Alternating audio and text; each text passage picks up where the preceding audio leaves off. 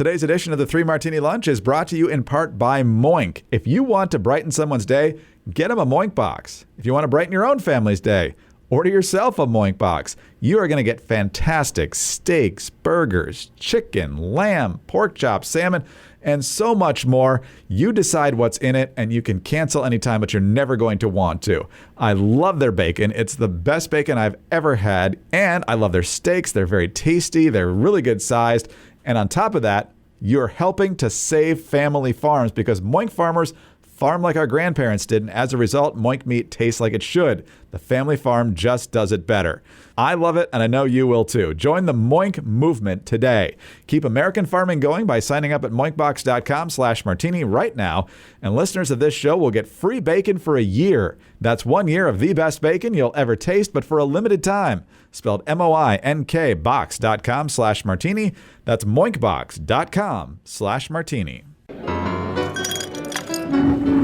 Welcome to the Three Martini Lunch. Grab a stool next to Greg Columbus of Radio America and Jim Garrity of National Review. Three Martinis coming up. Really glad to have you for the Friday edition of the Three Martini Lunch. We have good, bad, and crazy martinis and a quick bonus one at the end featuring one of our very few guests for the Three Martini Lunch. But let's get to the official good martini first, and it's straight up great news about how active Republicans are at increasing their voter registration numbers, particularly in key states. Epoch Times with the story, Republicans are closing the gap on voter registrations in key swing states, and it could be a sign the party will perform better in November. The gap between registered voters in the Democratic Party and the Republican Party shrank significantly in Pennsylvania, Nevada, and North Carolina. And also in Arizona, the Republicans extended their lead in registered voters. But listen to some of these numbers. The largest numerical shift occurred in Pennsylvania, where the Democrat lead has shrunk by some 400,000 votes since May of 2019. Back in May of 2019, they had an 800,000 vote registered voter advantage. And so they've basically cut that in half in Pennsylvania, which was already a competitive state back then. Then you go down to a place like North Carolina, where the biggest percentage change occurred. The unaffiliated electorate grew by 500,000 over that 5-year span, from 2.2 to 2.7 million. But in the same time period, the number of registered Republicans rose to about 2.2 million from 2 million flat, and the number of registered Democrats actually fell from 2.5 million to 2.4. Arizona, the numbers seem more impressive with the 71% gain in advantage. Both of them, though, were relatively flat. In Nevada, in a state that doesn't have that many people, the overall registration grew by a third to more than 2.3 million registered voters in that 5-year span. During that period, the number of registered Republicans rose to about 654,000 from more than 573,000. The number of Democrat voters did grow, but only from 669,000 to 708,000. There's still more registered Democrats, but the fact that it's narrowing might be one of the reasons we're seeing better poll numbers for the moment in Nevada. So, Jim, you still got to actually get these people to vote and make a case for people who aren't necessarily registered with your party. But when the ground game has been a concern, we've talked about some of these state parties who have been kind of dysfunctional. It's good to see this, and it's really good to see it in states that are probably going to make the difference this year. Greg, in addition to listing everything you have there, which are statewide numbers, even in states that are not that competitive, you can still see some surprising numbers. Newsflash, Trump's going to win Florida. Rick Scott's going to get reelected. But Florida, Duval County, which is where Jacksonville is one of the bluer corners of a red state. And just out this morning, the registered Democratic voters lead over Republicans in Duval County hit an all-time low Thursday. And Duval County Republican Chairman Dean Black said that the current mayor of Jacksonville, Donna Deegan, is likely to be the last Democratic mayor in Jacksonville history. Now, history will go on for a long time. But that is an interesting indicator that in one of the blue cities in a otherwise pretty darn red state, the Democratic margin is shrinking, the smallest it's ever been. Two possibilities here. I mean, one thing I've heard is that young men are turning to the right, both in just overall ideology and attitudes and party registration. Maybe that's a reaction to feminism. Maybe that's a reaction to post-Me Too paranoia. There's a whole bunch of factors that probably go into it, but I don't think it's all that surprising that, young men of America are looking at the culture, and I think the dominant culture of the elites, and saying, this doesn't work for us. There is no place for us here. Men are always the butt of the joke. They're always seen as evil. They're always seen as, malevolent. What do you see of me? What's there for me? And so I think that's a factor. And then just generally, in these, you mentioned the kind of the numbers we're seeing amongst young voters, from state to state. Look, neither candidate is an easy pitch to young voters, but Joe Biden is a particularly bad one. I noted in today's Morning Jolt, Biden is now 81 and a half. So he's just 6 months away from being 82. The Democrats are used to being the party of Bill Clinton and Barack Obama and the young guy, the upstart generation that's taking on the old guard. Well, the old guard doesn't get much older than Joe Biden. And that's, I think that's a tougher sell. And I think you can just see the cognitive dissonance amongst them. They're used to being the young upstart party, and they're not. They're the man now. They're the establishment. And it just is, they don't know how to adapt to it. And you're seeing kind of this instinctive, youthful rebelliousness of saying, "Oh yeah, well, if Democrats are the establishment, I'm with whatever the opposition is. I'm anti-woke, I'm anti-left, etc." Well, for some of the young lefties, the administration's not far left enough, which is why Biden's trying to pander to the crazies with these campus encampments. But it's good to know that there are a number of young people who are drifting to the right, or maybe sprinting to the right, depending on what they see from Joe Biden. So we probably shouldn't just assume that everybody who's on campus right now, or maybe just recently out of college, has the same ideology as the people who get all the attention. So that's pretty encouraging as well. All right, let's talk about Lumen. Simplest way to keep track of how your metabolism is working and how to make good decisions based on that information. It's the first handheld metabolic coach, and it measures your metabolism through your breath. And on the app, it lets you know if you're burning fat or carbs, and then gives you tailored guidance to improve your nutrition, workouts, sleep, and even stress management. Your metabolism is your body's engine. It's how your body turns the food that you eat into the fuel that keeps you going. But because your metabolism is at the center of everything your body does, optimal metabolic health translates to a whole bunch of benefits, including easier weight management, improved energy levels, better fitness results, and even better sleep. Super simple to use. You literally wake up, you breathe into it, it analyzes your breath and somehow figures out whether you're burning carbs or fat at that time, and then gives you recommendation. Based on what we're seeing, you should probably have about this much of either carbs or fat, depending on what's happening. Simple to use. If you want to take the next step in improving your health, go to lumen.me and use 3ml to get $100 off your Lumen.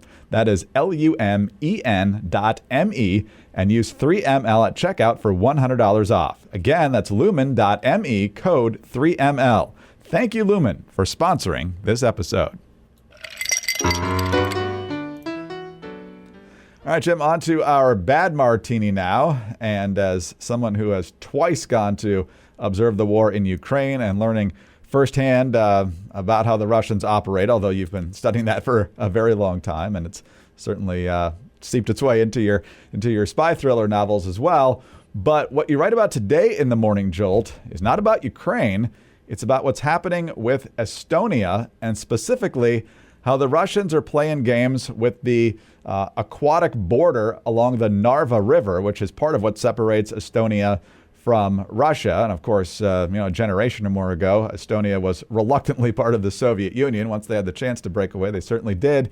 And so, Jim, explain what's going on here, what's supposed to be happening with these markers, and what the Russians are trying to get away with here. Sure. Probably about 2 weeks ago, the Estonians put out these border marking buoys along the river to say this is the Russian side, this is the Estonian side. This is very important for navigation. This is very important for making sure that, whose boats are on which side of the river and who's, crossing them. And before you're like, okay, it's just a bunch of buoyers. Look, this is where NATO countries meet Russia. This is the dividing line between the East and the West.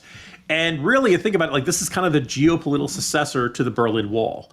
Well, apparently, at 3 p.m. on Thursday night, border guards detected that the border guards of the Russian Federation had begun to remove the floating buoys. 24 of them were removed during the night.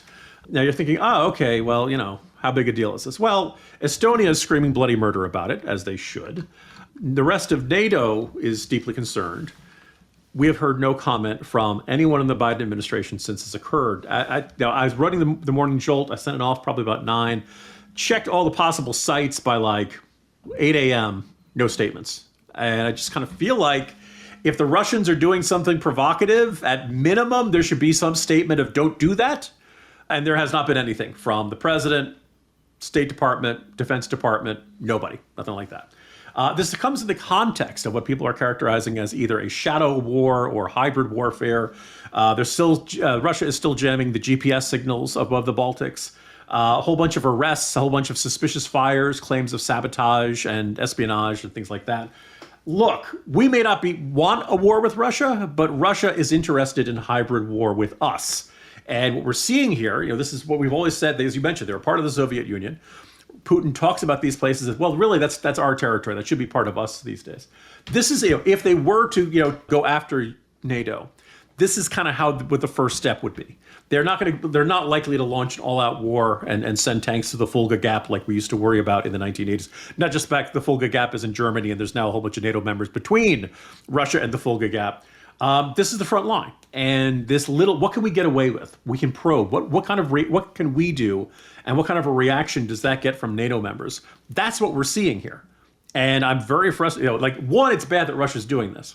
Now, if we're doing some sort of covert cyber warfare right now, I will take everything back. I will be very happy, and it'll be a rare case of good job, U.S. and NATO, for not revealing what you're doing, not having it leak immediately.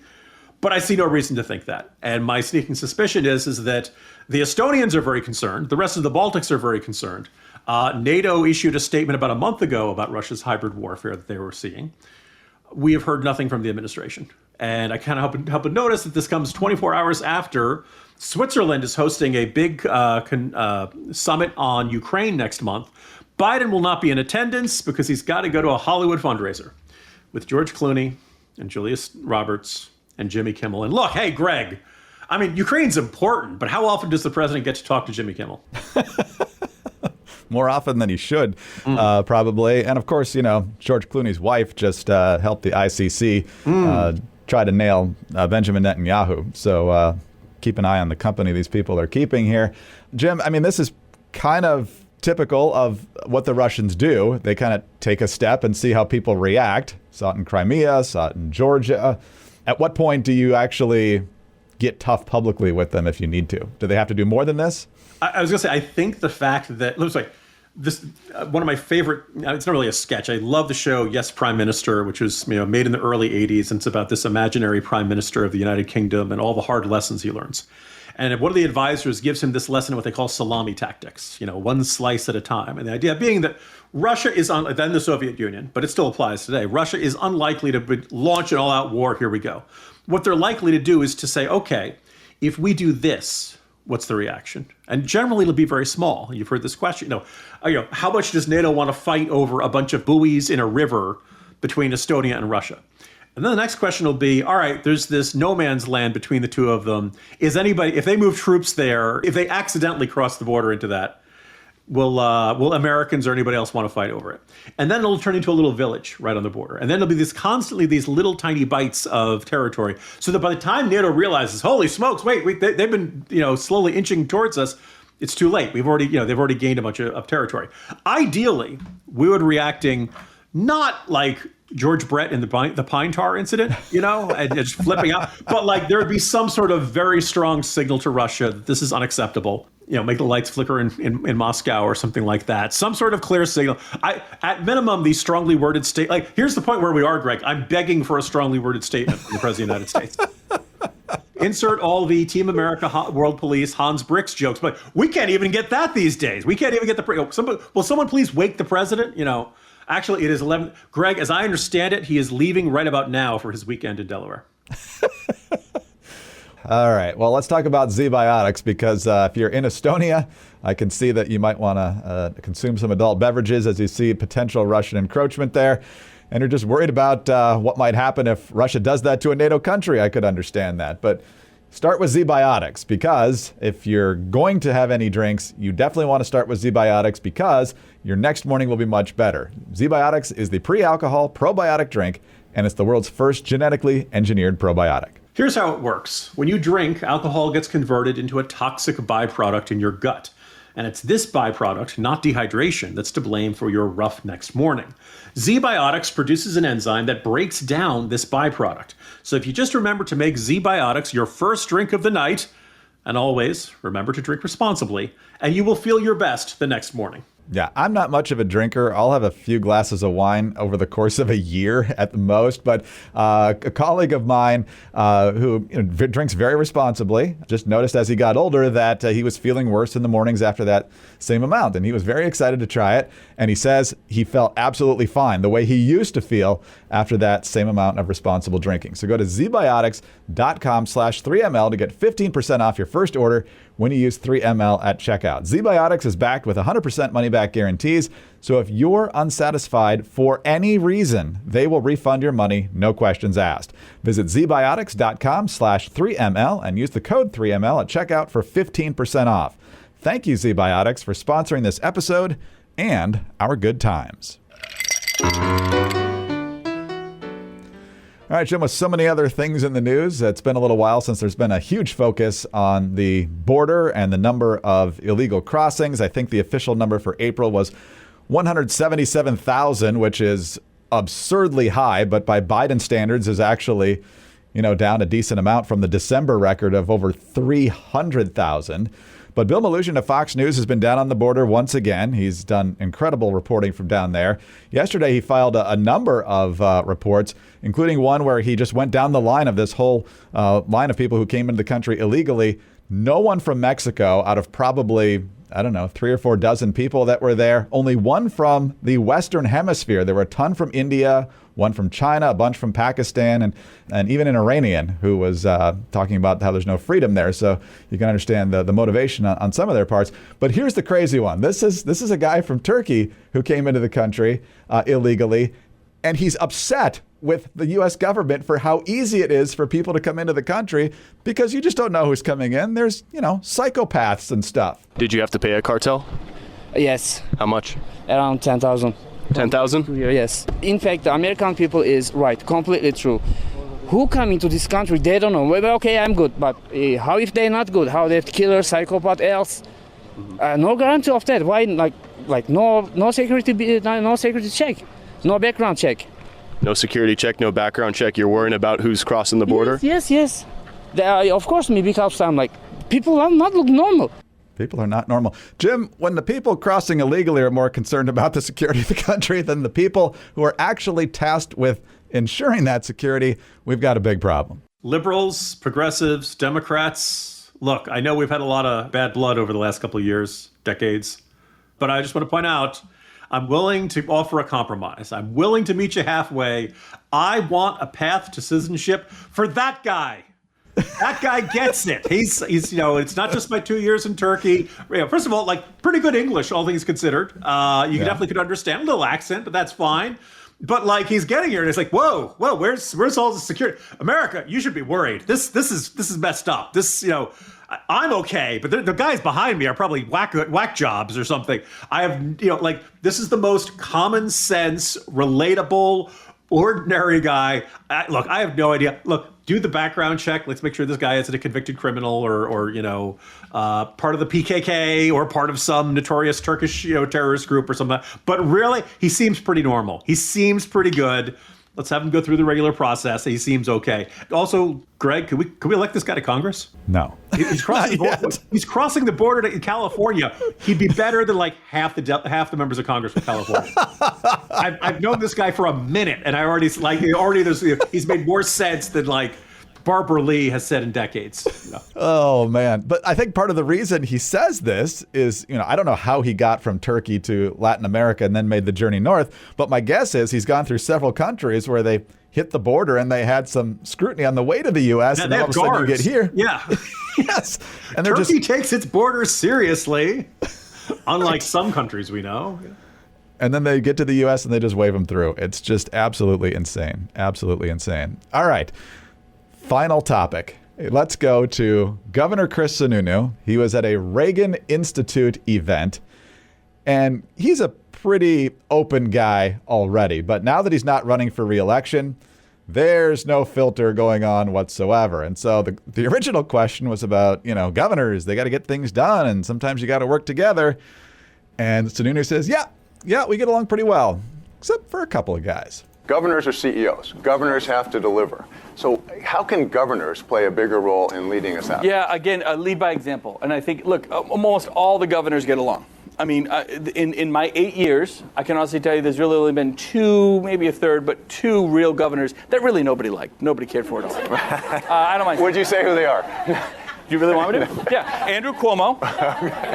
Complete jackass. No one likes him. And I got to be honest. No one cares for Gavin. Gavin's just a prick. Excuse me. He just is. It's really disappointing. I got along with him. All of us got along for a while. But even the Democrats, they won't tell you out loud. But behind closed doors, you're like, oh, God, look who's coming. So, Jim, I'm sure somebody's going to say this is about lack of respect or coarsening the culture or whatever. But, we've documented Gavin Newsom and Andrew Cuomo pretty extensively over the past few years. And while I might not use the exact same language, he's not wrong. What's really enjoyable about this? Look, we enjoyed our interview. I think you can say at least at minimum, he's a pretty good governor. I know there are some Republicans up there who might have some disagreements, but I think he's very solid, reelected a bunch of times. Because remember, they have 2-year terms up there, not 4-year terms. And I think comments like this indicate that Chris Sununu is willing to tell it like it is. Obviously, this is easier when you're not running for re-election and when you're just kind of, I don't know what Chris Sununu wants to do. For about 10 minutes, it sounded like he was running for president, and I think he was very clear this was not his cycle. But he just seems like the figure you'd like to have in politics. And there are a whole bunch of governors that we probably have, pretty strong disagreements with, but they don't seem like jerks. They don't seem like SOBs. Jared Polis out in Colorado, Josh Shapiro in Pennsylvania. We disagree with these guys a bunch, but the fact that he's like, oh, there's two I haven't gotten along with, and let's face it, you gave us a minute to think about it. Those are the two we would have come up with, right? Because he's saying this, and when he says, oh, other Democrat, it's completely believable. It's absolutely, totally believable. One, Cuomo, not just because of the the scandals that came out, the Me Too stuff, that kind of stuff, but just the sheer smarminess and arrogance and ludicrously, the tongue bath he was getting from CNN on a regular basis. Gee, I wonder how that happened. Coupled with and the idea that nobody can stand Gavin Newsom. As my colleague Jeff Blahar said, Gavin Newsom just looks like he should be the villain from a RoboCop movie. Slick back hair. I will control this state and this country, and there's nothing you can do about it. RoboCop. I just add that to every one of his statements all the time. So it's completely believable. I believe the other Democratic governors find Cuomo and Newsom insufferable. And you know what? As we head into Memorial Day weekend, thank you, Governor Sununu, for just letting us know what we all strongly suspected. Exactly. Yeah. Gavin Newsom came up in a conversation when John Gabriel was subbing for you, and he referred to Gavin Newsom as the Patrick Bateman of American politics, and that's the main character in American Psycho. Partially due to the slick back hair, yeah. Psychopathic ruthless. Yeah, okay, I see it. I see what's So on that note, we will call time for the week. Jim, you are actually off until next Friday, but we will have a special edition with you on Monday, and then we'll have guest hosts Tuesday, Wednesday, Thursday next week. Jim will be back on Friday. In the meantime, have a wonderful Memorial Day weekend. Thank you to all of those who have served, and especially we honor those families who have lost someone in service to our country at any time in our nation's history. Jim, have a good weekend, and we'll talk to you again. See you later, Greg. Jim Garrity, National Review. I'm Greg Corombos of Radio America. Thanks so much for being with us today. Do subscribe to the podcast if you don't already, and tell your friends about us as well. Thanks also for your 5-star ratings and your kind reviews. Please keep those coming. Get us on your home devices. All you have to say is play 3 Martini Lunch Podcast. Follow us both on X. He's at Jim Garrity. I'm at Dateline_DC. Have a great weekend, and join us again on Monday for the next 3 Martini Lunch.